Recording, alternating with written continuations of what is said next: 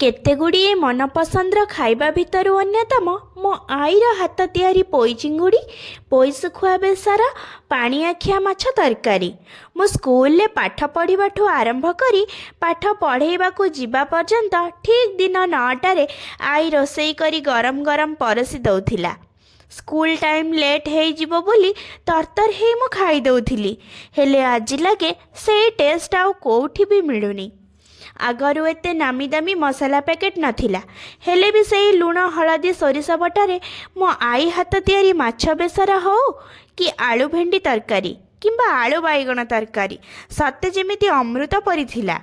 ଆଈକୁ ରୋଷେଇରେ କେବେ ସାହାଯ୍ୟ କରିନି, ଦେଖେନି ବି ସେ କେମିତି ସବୁ ବନାଏ।